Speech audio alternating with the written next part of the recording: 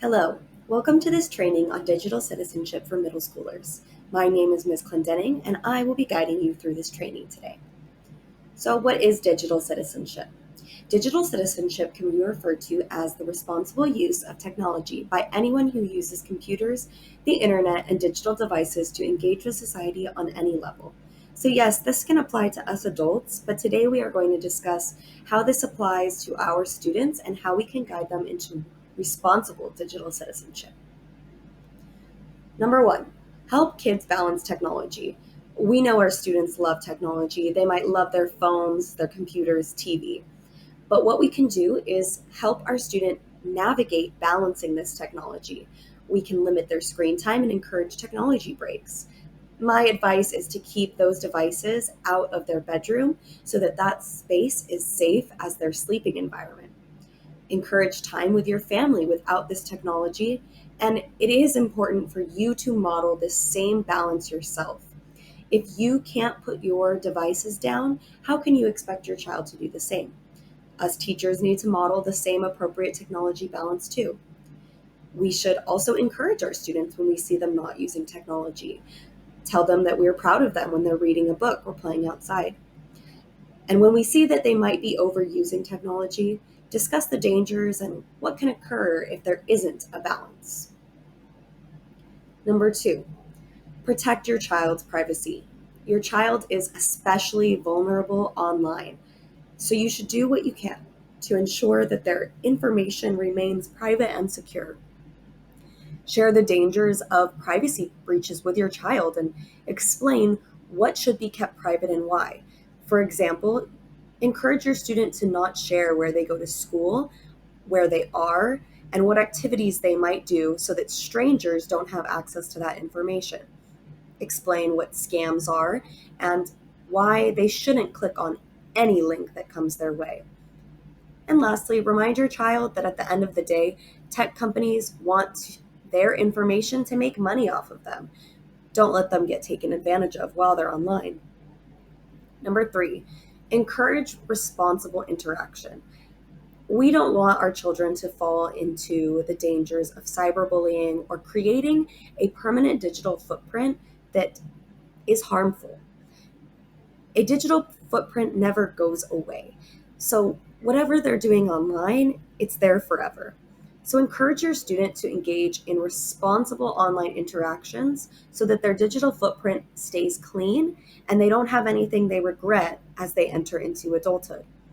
Again, you need to model this responsible online behavior yourself. Students mimic what they see. Explain that everything online is permanent. My favorite saying is say it, forget it, write it, regret it. Once it's online, it's there forever. You can even show your student examples of appropriate interactions from celebrities or others on social media, and maybe inappropriate interactions from celebrities as well. Finally, regularly search for your child online. I know it sounds strange, but look them up on Google, look them up on Instagram. Make sure that there isn't a secret digital footprint out there that you don't know about. My next tip is to promote safe online social lives for your children. Online interactions, social media, things online, they don't always have to be negative. So you can support your child as they make friends safely and securely online. Give them good do's and don'ts while they're online. Remind your child of appropriate and inappropriate words. Remind them of that digital footprint, that whatever they say is going to be online forever. It's important to also have a balance, though. Don't over-police what your student says online. Allow them to make safe mistakes, but look out for those red flags, cursing or bullying. Empathize with your child if they want to overshare. Tell them that you understand what they're going through and explain what they can do and what they can't do. Finally, my favorite tip is to explain what it means to trust your gut. Sometimes your students will have a gut reaction to a stranger online. Explain to them that that means that they are probably not safe. But at the end of the day, remind them that they should not be sharing secure information with anyone that they don't know in real life. This is what I've been talking about a few times already, but make sure that you prevent and also stay aware of cyberbullying. This is a growing dangerous symptom of digital culture. The best way to prevent this is simply to stay involved in your child's online and real life in order to protect them from being involved in this digital drama and trauma. Your child can be a victim of cyberbullying, but they might also be a perpetrator. So just keep an eye out for this. Define what that looks like for them. Check in with your child. How are they being treated online? How are people talking to them, and how are they talking to others? Explain what it means to be an upstanding bystander, how they can speak up against hate speech and cyberbullying if they see it online. But again, remind them anything that is posted online is there forever. We go back to setting technology limits. The less time they're online, the less time they have to engage in cyberbullying or be a victim of it themselves. And discuss what you would do in your family if your child ends up in a cyberbullying situation. Make sure the door is open so that they can come to you if need be. Then I like to add this slide in. It is supporting media literacy.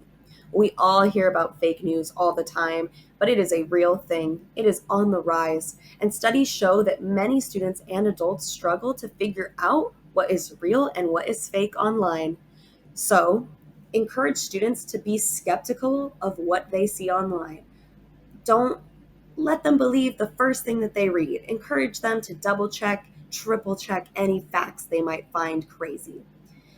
Ask students to figure out if a post is an ad or not. You can almost play a game with them. Ask them, oh, does this Instagram post try and sell you something? And see if they can figure it out. Explain what bias is and share unbiased news sites. My favorite unbiased news site is Associated Press or AP, but there are many unbiased news sites out there that operate in total fact reporting. That's up to you and your family to determine what unbiased news site you guys think is the most reputable. And finally, remind students that social media is probably not the best place for them to get their information. Thank you so much for being here. Here are all of my references if you're interested in learning more. If you have any questions, feel free to reach out to me. Thanks.